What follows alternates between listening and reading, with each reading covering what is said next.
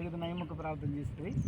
మహాపరిశుద్ధుడా, ప్రేమ స్వరూపి, దయగల తండ్రి, కృపా సత్య సంపూర్ణుడా, సర్వాధికారి అయిన సర్వశక్తి కలిగిన మహోన్నతానికి స్తోత్రం చెల్లిస్తున్నాం నైనా.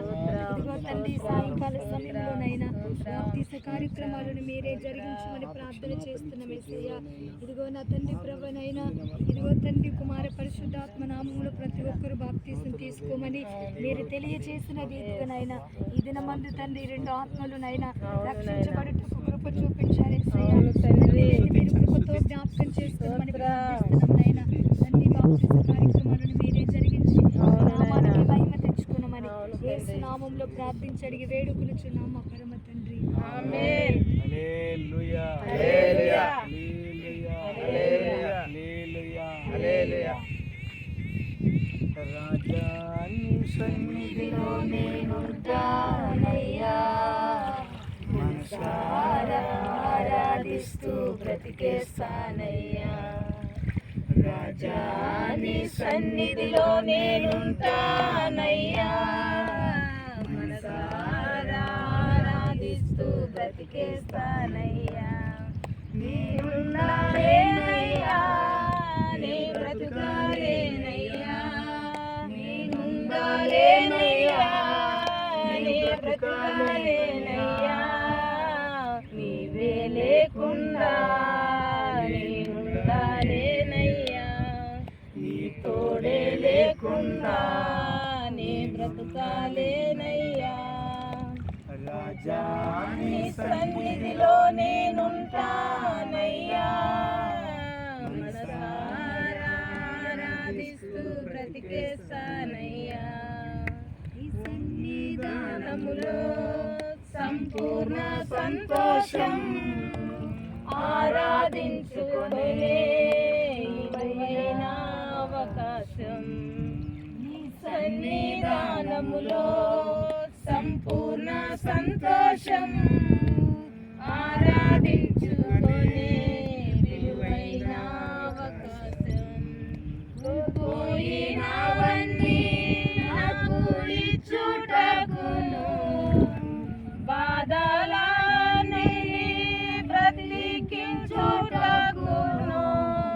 కోల్పోయినవన్నీ నాకు ఇచ్చుటకును, బాధలన్నీ బ్రతికించుటకును. నీవే రాకపోతే నేనేమైపోదును, నీవే రాకపోతే నేనేమైపోదును. నేనుండాలేనయ్యా, నీ బ్రతుకాలేనయ్యా, నేనుండాలేనయ్యా, నీ బ్రతుకాలేనయ్యా. నీవే లేకుండా నేనుండాలేనయ్యా, నీ తోడే లేకుండా నీ బ్రతుకాలేనయ్యా. రాజా నీ సన్నిధిలో నేనుంటానయ్యా, మనసారా ఆరాధిస్తూ బ్రతికేస్తానయ్యా. రాజా నీ సన్నిధిలో నేనుంటానయ్యా, మనసారా ఆరాధిస్తూ బ్రతికేస్తానయ్యా. నేనుండాలేనయ్యా, నీ బ్రతుకాలేనయ్యా, నేనుండాలేనయ్యా, నీ బ్రతుకాలేనయ్యా. నీవే లేకుండా నేనుండాలేనయ్యా, నీ తోడే లేకుండా నీ బ్రతుకాలేనయ్యా. వాక్యం చదువుకుందాం. మేము సిలువ వేయబడిన యేసు దేవుడని క్రీస్తుని నియమించి ఇది ఇశ్రాయేలు వంశం నుండి రూటిగా తెలియజేస్తున్నాం. వారు ఈ మాటలు విని హృదయంలో నొచ్చుకొని సహోదరులను మేలు చేయవలనని పేతురుని అపోస్తలుని అడగగా, పేతురు మీరు మారు మనసు పొంది పాప క్షమాపణ నిమిత్తమై ప్రతివాడు యేసు నామములో బాప్తిసం పొందండి, అప్పుడు మీరు పరిశుద్ధాత్మని వరం పొందుతారు. ఈ వాగ్దానం మీకు, మీ పిల్లలకు, దూరస్తులకు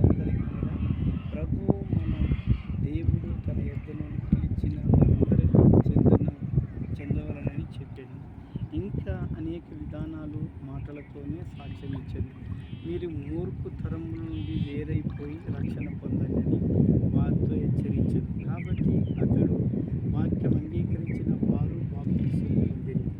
ఆ దినమున ఇంచుమించుగా 3,000 మంది చేర్చబడి వీరు అపోస్తుల బోధయందును సహవాసమందును రొట్టెల విరుచుట యందును ప్రార్థన చేయుట యందును ఎడతెగక ఉండిరి. దేవుని వాక్యాన్ని అంగీకరించి దేవుడు యేసుక్రీస్తు దేవుడని మీరు నమ్మాలి. యేసుక్రీస్తు దేవుడని నమ్మి బాప్తిసం తీసుకోవాలి. నమ్మిన వానికి రక్షణ వస్తుంది, నమ్మని వానికి శిక్ష వస్తుంది. అంటే శిక్ష అంటే మామూలు శిక్షలు అంటే ఇప్పుడు ఏదైనా ఖైదులు ఉంటారు కదా, దొంగతనం చేసిన వాళ్ళు మామూలు పోలీస్ స్టేషన్ వీళ్ళకి శిక్ష అంటే ఖైదులకు శిక్ష చేస్తారు. ఇవన్నీ ఈ లోకల్ గవర్నమెంట్ అక్కడ ఏమైనా తప్పు చేసే వాళ్ళని శిక్ష చేసి వాళ్ళ సభ్యులకి ఇస్తారు. ఇవన్నీ రకరకాల శిక్షలు ఉంటాయి. కొన్ని గవర్నమెంట్ పరంగా శిక్షలు ఉంటాయి. ఈ శిక్షలు కాదు. ఈ శిక్ష ఏ శిక్ష అంటే దేవుడు మనకు పుట్టించినప్పుడు, మనల్ని నరులుగా పుట్టించినప్పుడు మనం గుర్తెరిగి నిజంగా దేవా నువ్వు మమ్మల్ని ఒక నరులుగాను పుట్టించి ఈ లోకంలోకి విడిచినావు, నువ్వు దేవుడు అని మేము నమ్ముతున్నాము, నమ్మి బాప్తిసం తీసుకుంటున్నాము, నీ రక్షణ మాకు దయచేయనైనా అని చెప్పి మేము నిన్ను అడుగుతున్నామని అడగాలి. రక్షణ అంటే ఏంటి? రక్షణ అంటే నన్ను చచ్చిపోతుంటే రక్షించడం రక్షణ ఈ లోకం. ఇప్పుడు రక్షించేవాడు పోలీస్ స్టేషన్లను రక్షణ కాపులని పోలీసులు దొరుకుతున్నారు.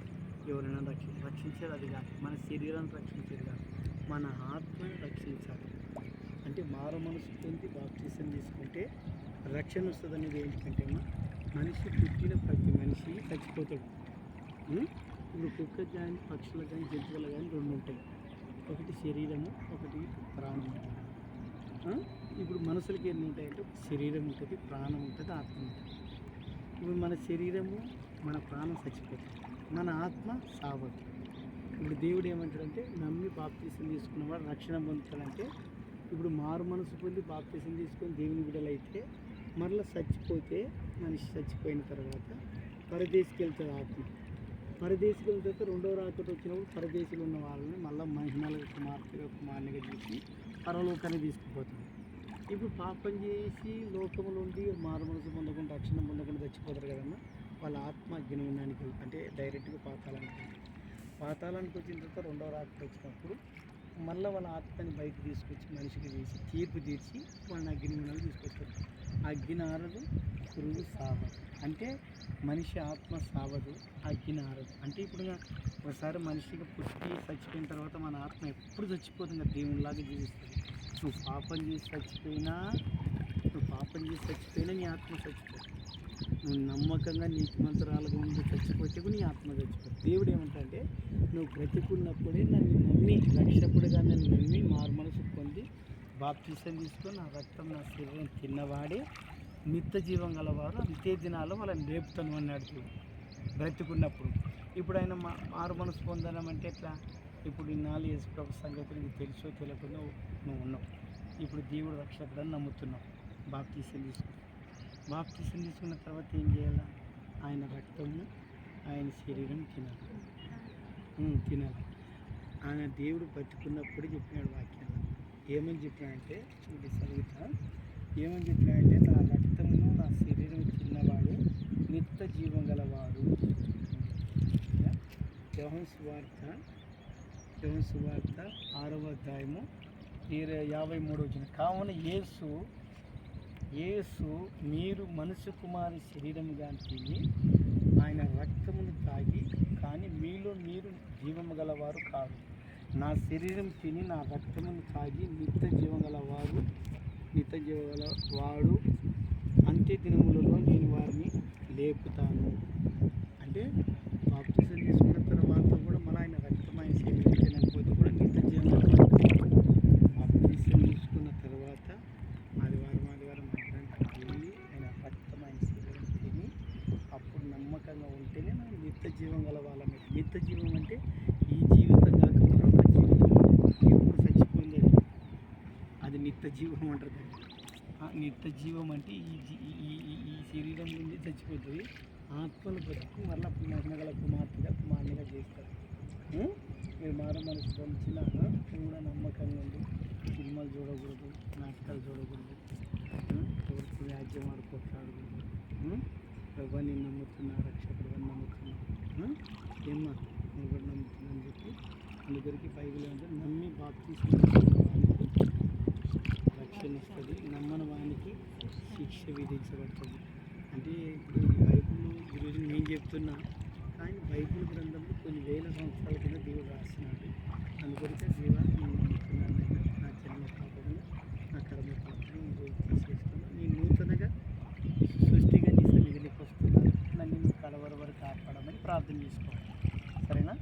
రకాలు పుచ్చుకొని ప్రార్థన చేయక దీనవత ప్రార్థన సోత్రం సోత్రం